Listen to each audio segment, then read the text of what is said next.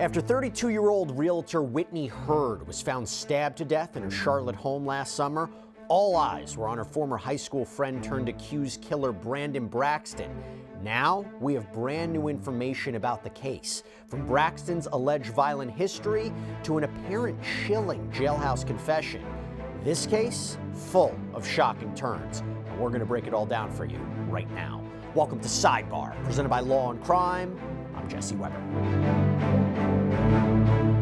What began as a frantic search for a missing woman last summer has unraveled into a disturbing tale of alleged obsession, violence, and apparently a shocking jailhouse confession. Brandon David Braxton, a 33-year-old former Duke University football player, now stands accused of brutally stabbing 32-year-old real estate agent Whitney Hurd to death in her North Carolina home before stealing her car and phone. Now, we covered Hurd's case in a previous episode of Sidebar, and this was back before Braxton was an official suspect. But police had just begun investigating him for any potential involvement in Hurd's death. But now, with new charges and a newly released arrest affidavit with a possible confession, this case has taken an even darker turn.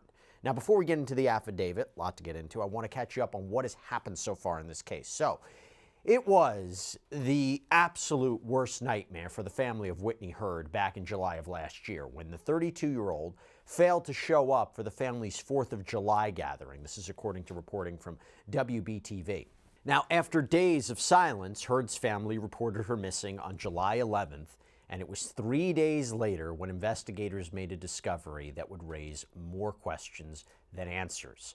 Hurd's body was found inside of her home, signs that she had been stabbed multiple times.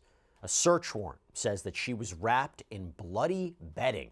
Her BMW was also missing from her home, obviously presumably stolen by the suspect after the killing, but that car was later recovered by police abandoned.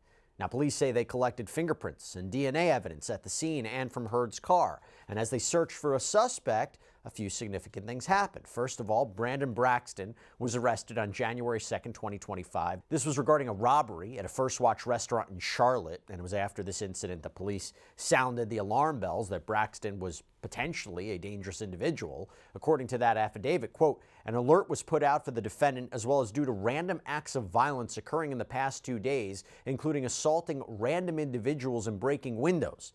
And after that case was dealt with, he was arrested again for an unrelated incident, and he allegedly made a shocking confession from inside the jail that was apparently captured on the jail surveillance, and this is just part of what police say led them to Braxton. He was arrested on March 20th, charged with first-degree murder and robbery with a dangerous weapon for the death of Whitney Hurd. So according to court records, aside from what we've already mentioned, this was apparently not Braxton's first run-in with law enforcement, not even close. In fact, we were able to find out information about Braxton's criminal history on TruthFinder, the powerful background checker that was able to find details about Braxton's arrest. By the way, Law&Crime, we partner with TruthFinder. We use it to get details on people involved in our stories, but even if you don't work in true crime, this just can be an excellent resource to give you some peace of mind. After all, it's one of the largest public records search services in the United States, and with a paid subscription service, you can get access to unlimited reports about almost anyone. So right now, if you're interested, you can get 50% off of your first month of confidential background reports. Just go to truthfinder.com/LC Sidebar. Now, before we go any further, I want to bring on special guest Jason St. Aubin, North Carolina trial attorney. He was with us last time as we covered this episode. Jason, so good to see you again. Thanks for taking the time to come here on Sidebar. Yeah, of course. Your thoughts on this latest development? Wow. I mean, what a twist this case has taken. Jesse, it's just such an interesting situation. The last time that I was here, I had read through all of the arrest reports about Mr. Braxton, and I had wondered, how are these two people connected? What thread joins them that the police would think that someone who is so mentally unstable that they would get naked on the busiest street in Charlotte in the middle of the day would know a real estate agent in the South Park area, which is one of the nicest areas in town. And reading through the arrest paperwork and seeing that they actually had a prior connection and knew each other in high school explained just so much about what would have brought these two in each other's orbit.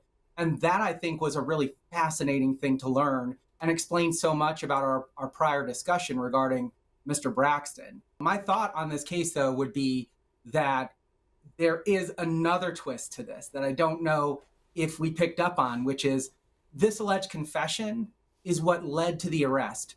There were months and months of time in between this homicide in July and this arrest in March. And Can the I ask you only about real that? development. Yeah, I mean, the fact that you have a huge gap here. So Hurd's death back in July, arrest charged March 20th. That's a significant piece of time. What does that tell you?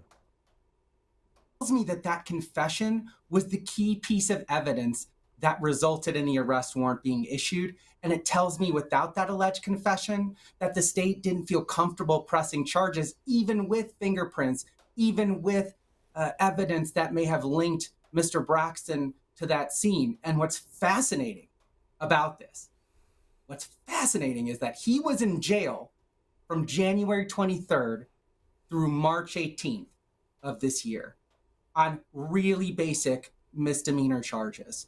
During that time period on March 3rd, he made an alleged request to the jail stating on March 3rd, allegedly again, that he was the person responsible for the death of Whitney Hurd. 2 weeks after that,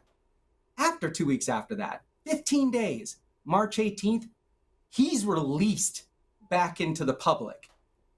The sheriff's department, the police, they didn't investigate that request at the kiosk and confirm that it was him who filed it until he was released. And they actually had to go back and track him down. In 2 days, he was free after confessing to murder, allegedly again. How does something like that happen? One hand doesn't know what the other one's doing, or? To me, it is really bizarre that if a suspect that you are hunting for months has confessed to a crime and you believe that that confession has some truthfulness to it, that you wouldn't immediately jump to action and put the clamp down on that person. To allow them back into the community for 2 days, it is a significant danger to the people around him. Thankfully, he was apprehended fairly quickly and placed back into custody. And again, these are all allegations. Yeah. We don't know if the product was of a diseased mind or if the confession is even true. And I want to get into all that, but do you think that suggests a weakness in the prosecution's evidence? I mean, for example, there are a number of ways defense attorneys can try to strike a confession or an alleged confession from a trial. Do you think the prosecution has enough to move forward with the case against him? Or, as you're saying, does it all bank on his purported statements? And that's a really great question, because the affidavit that the state has filed in this case, the police have done a pretty detailed investigation. But I think there were some missing puzzle pieces that they really had problems with. No one truly put Mr. Braxton behind the wheel of Miss Hurd's car. Nobody really put him in possession of her phone. There was no forensic evidence that was supposedly collected from the car, and there was only fingerprints, allegedly, from the affidavit of Mr. Braxton's found at the home. And the two did know each other. So there would be some potential grounds or basis for his materials, fingerprints, potentially even DNA, to be present at the household, especially if he'd been there before, like is detailed in the affidavit, and engaging in some pretty disturbing behavior, allegedly. So let's go through that. I want to go through a little bit of this arrest affidavit, the shocking apparent admission that may have sealed the deal for him. So according to the affidavit that was obtained by Law&Crime, investigators were dispatched to Hurd's home of July of last year. When they arrived, Hurd was already dead. Her official cause of death was from multiple stab wounds. Her case was ruled a homicide. And both Hurd's cell phone and vehicle, a 2014 BMW X3, were missing from the scene. But a neighbor revealed to officers that she'd apparently seen something kind of suspicious days earlier. According to the affidavit, Whitney's neighbor advised she observed a male driving her vehicle away from the house on July 4th, 2024, around 11:20 a.m. The neighbor did not see anyone in the passenger seat of the vehicle and advised Whitney never let other people drive her car. Now, investigators executed a search warrant on Hurd's phone and used the last recorded pings from it to locate her car. Now, unfortunately, her phone wasn't found. All that was left inside the car, according to police, was the phone's case.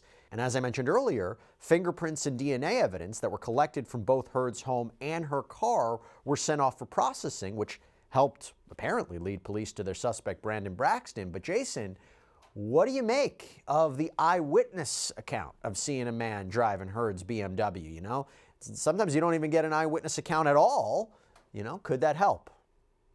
So I must have handled 1,000 cases with eyewitness identification, and I have seen some of the most random and bizarre eyewitness identifications I think imaginable. I once had a witness on the stand say towards my client, I remember what he looks like better 4 years later than I did when this actually happened. People will say and do things in eyewitness identifications that sometimes make them not very reliable. And prosecutors, judges, and even the police, they're aware of that. So when they describe a male driving her vehicle, that lacks so much indications of what that man could look like. It could be a guy in a bright blue suit with a silly pink bow tie, or it could be, somebody that is a person of color of Mr. Braxton's size and build.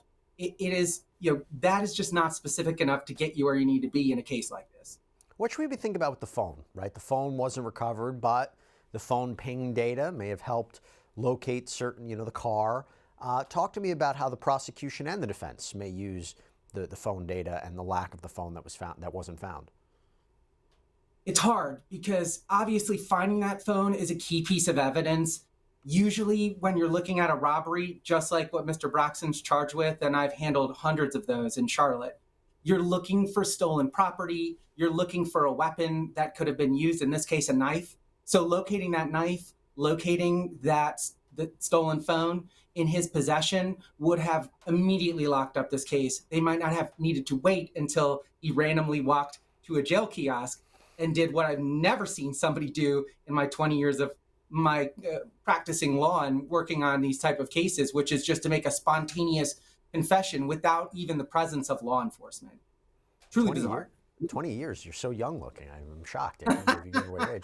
All right, so let me ask you this. Not to make light, but the manner of death, okay, ruled a homicide, multiple stab wounds, no murder weapon recovered, as far as my understanding is. Is that a challenge for prosecutors? Not when somebody walks in without police interference and on their own says, I'm confessing to this crime. There's a very fancy set of Latin words for this called corpus delicti. What that means is the body of the crime. So when somebody makes a confession or they say, I did this, this is something that I did that's wrong, our law says just that alone, it can't be enough to convict you. There has to be some other fact, piece of information that makes that confession real. And here, when you have fingerprints or DNA that's left at the scene of the crime and somebody then confesses to that crime, if those pieces of evidence are allowed into evidence and they're truthful and the jury finds them credible, then at that point, yeah, that can form the basis of a very strong case for the prosecution. Now, you mentioned this before, and I want to get into it. If this is true, right, this is not some random attack, according to police. But rather, this attack, if committed by Braxton, was potentially quite personal because the affidavit reveals a pretty troubling history between these two. According to Hurd's family, who spoke with police, Braxton and Hurd were apparently friends when they were in high school, but they lost touch. And that is when things kind of became creepy from there. According to the affidavit, quote, he lost touch with Whitney for many years and then began showing up at her residence. Braxton had fallen asleep intoxicated on Whitney's driveway one night when she wouldn't let him in. Whitney even called the police when Braxton broke into her home and told her family and friends about the incident. All pretty shocking because, just as an aside here on Braxton's background, he was apparently a star football player when he was in high school and even into college. According to his biography on Duke's 2013 football roster, Braxton was a two-time academic all-conference selection at the university where he played as a wide receiver and safety on the team from 2010 to 2013. He was a highly touted recruit from Providence High School. His father, David Braxton, was an NFL defensive end drafted by the Minnesota Vikings in 1989. But for now, Braxton's legacy is overshadowed by his alleged involvement, not just in this crime, but in an apparent string of other violent crimes that we're going to get into. But Jason, I guess the question is, how is this used, right? In the sense, if it's documented that she called law enforcement about this, I'm sure that's something that could be used, but you also wonder, could that pattern be used? Because you and I both know that prosecutors can't use evidence to establish a propensity to commit a crime. Oh, he did this, he must mean he's guilty of this. But could they use it to show a pattern, a motive, something like that? Exactly, Jesse. You actually hit the nail right on the head with the magic word, motive. Definitely evidence of previous activities can be used to show motive, if not used to show what you described. You can't say, well, somebody may have hurt or done something to someone else in the past, but that doesn't mean necessarily that we just say, hey, you're going to do it again automatically. We can use that material, though, to show a link between these two, and it can be evidence that the prosecutor uses to prove that Brandon had a motive to be at that location, that he had been there before. So if the defense is that he wasn't there or that material had been left before, prosecutors can still use it in a way to show that he would or has the potential to return. It's definitely sad anytime we see a situation where someone's called the police alleging that they're being victimized by another person, and then that situation in the future resolves in this type of occurrence. It's very difficult, but I will assure the listeners that our community does take those things seriously. We usually have restraining orders or other methods that weren't employed in this case that, had they been used, it could have upgraded the potential for maybe setting the stage to help stop this kind of activity, either in this instance or in future instances. So we're not without recourse, but I would just say that it is always sad. And especially somebody like Mr. Braxton, who clearly, based on, like I said earlier, being caught naked in the middle of a skyscraper-filled city at 11 in the morning, where nobody would ever be doing that, shows clear signs of having some significant mental issues that may affect his case in significant ways. Isn't it just wild, based on these allegations, that he's accused of this, but he had this once promising football career? I mean, that was an aspect of the story that shocked me, that 180, right? Well, having graduated Duke University by the skin of my teeth, I can definitely tell you it's not an easy place to be an academic All-American. I believe Mr. Braxton had better grades than I did when I was there. But I would just tell you that to be on that football team and to compete, and also to find yourself in this position, it's not even unknown in the city of Charlotte. There was a University of Virginia football player about a decade ago, right across the street from where I'm sitting in my office in the middle of uptown Charlotte, who just out of nowhere began stabbing somebody and had severe mental issues that sound very similar to this case. So it is interesting how people, especially in that sport, find themselves years later potentially suffering from those type of maladies. Let me add a little bit more to this. So 10 days after Hurd was found dead, this is on July 24th, Pineville police actually arrested Braxton for an unrelated charge that appears to have been in connection with the unauthorized use of a motor vehicle. August 8th, he was interviewed by detectives regarding what had happened to Hurd, and he told them that he did know her, as well as some other revealing information, because according to the affidavit, Braxton stated that he and Whitney used to hang out in high school. He stated he had never been inside her vehicle, but had been inside her residence. He nodded his head up and down in the affirmative when asked if he knew what happened to Whitney and where she was currently, but would not provide further details. He stated the last time he saw Whitney, she looked petrified. But the big reveal here wouldn't come until more than 6 months later, in January of this year, when Braxton was arrested, yet again, on an unrelated charge, this time seemingly related to charges of trespassing and resisting an officer, according to the affidavit. On March 3rd, 2025, at 8:54 a.m., Braxton submitted a grievance to the Mecklenburg County Sheriff's Office admin sergeants, which stated, "I killed Whitney Hurd." And police say they were able to confirm this supposed admission from surveillance footage provided by the jail, showing Braxton using the kiosk at the same date and time when the statement was supposedly made. You know, Jason, it makes me wonder, prosecutors may say one of the reasons they couldn't charge him, or there was a reluctance to charge him possibly, is yeah, there might be evidence they were in the same place, but that doesn't necessarily mean that, you know, he was a complete stranger to her. There might have been an explanation for his DNA and materials to be there, but it was this confession, this alleged confession, that changed everything. If you're a defense attorney, just a blanket statement like that, I would love to know the context a little bit more. How do defense attorneys typically try to keep that out of a trial? Because that's going to be the key piece of evidence. So I'm a big fan of the Fourth Amendment. Most of us criminal defense attorneys are. And the way that the Fourth Amendment works is it involves state action. Those are the two magic words. The problem with this type of statement is that no one from law enforcement or anyone in a state agency asked him questions or forced him to make this alleged confession. He went up on his own accord, put those words into a kiosk. And again, I've never seen anything like this ever happen at our jail. And I've represented, no joke, probably 1,000 people that have been in it.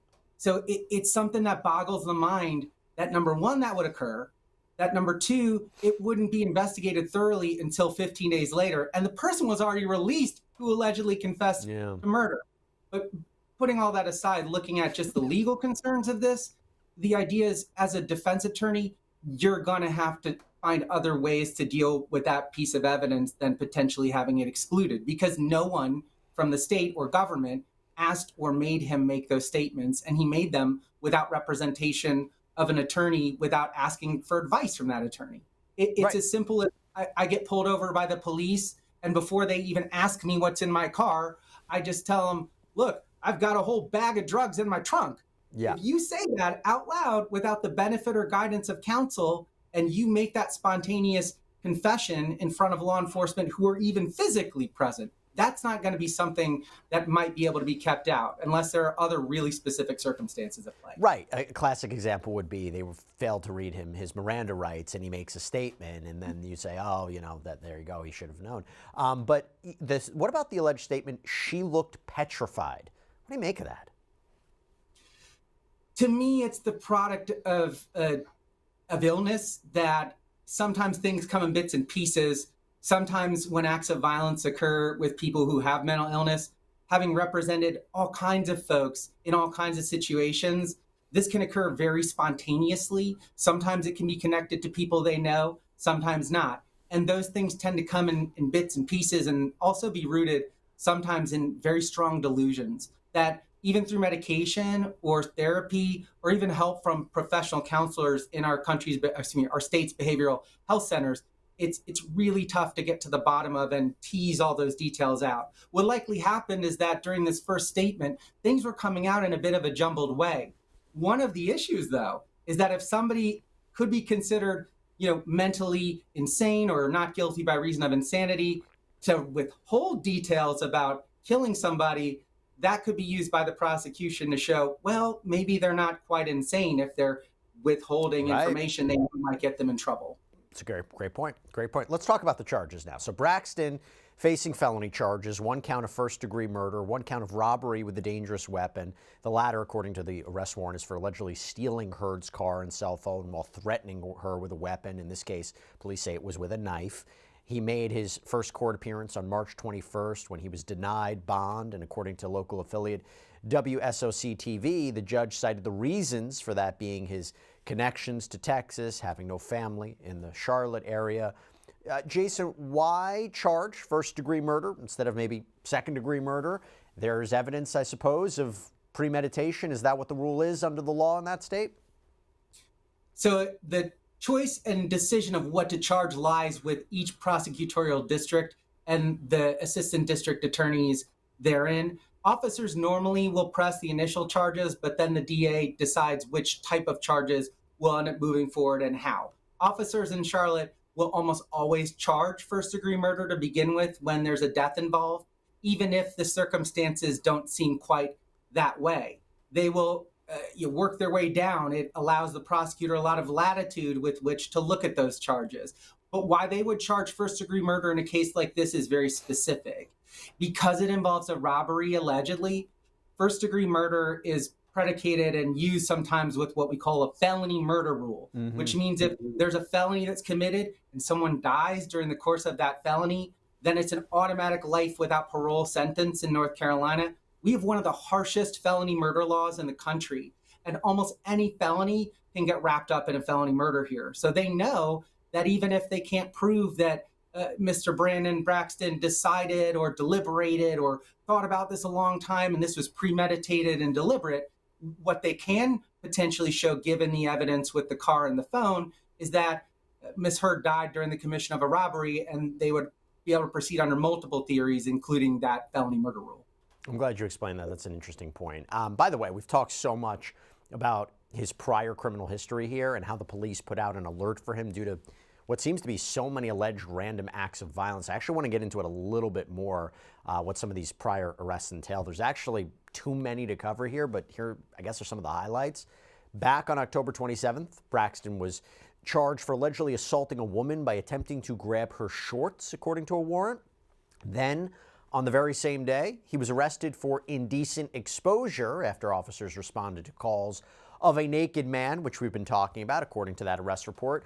Officers located a witness who stated that a nude male approached her at the corner of 6th and Church Street.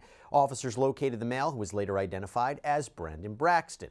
And both of these cases, according to court records, are still pending. Then, as 2024 rolled into 2025, he was arrested for allegedly breaking a window of a residence. According to that arrest report, on December 31st, 2024, the defendant walked onto the victim's property and took a landscaping brick and threw the brick through upper-level window on right side. And get this, also on the same day, he was charged for an alleged assault at a gas station. According to that arrest report on December 31st, 2024, the defendant was at the gas station and was at the same pump but on the other side where he grabbed paper towels to blow his nose. The victim was sat at the gas pump and moved towards the trash can to throw out his paper towels, and the defendant made eye contact with him, then punched him, striking his upper lip. The defendant then ran off. And of course, we told you about 2 recent offenses in January for alleged robbery and trespassing incidents. Jason, talk to me about how much of this is actually going to come into his trial regarding the death of Miss Hurd. Well, it depends on a lot of factors.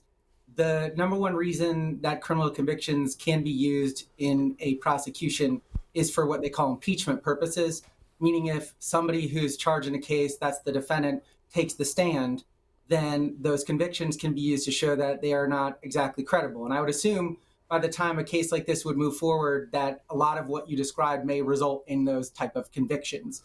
But short of that, it can't really be used for much.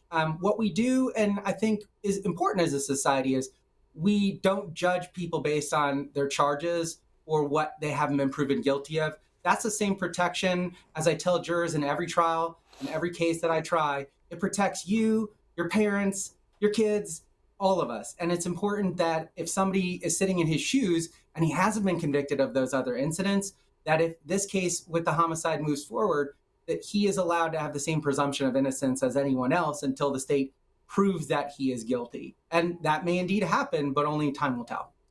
Time will tell. My gosh, what an update in this case. Braxton currently being held in the Mecklenburg County Jail without bond. We will keep a very careful eye on what may happen next in this case. Jason St. Aubin, thank you so much. It was so good seeing you. Appreciate you taking the time. Oh yeah, thanks for having me again. It's always great to see you. All right, everybody, that's all we have for you right now here on Sidebar. Thank you so much for joining us. And as always, please subscribe on YouTube, Apple Podcasts, Spotify, wherever you get your podcasts. I'm Jesse Weber. I'll speak to you next time.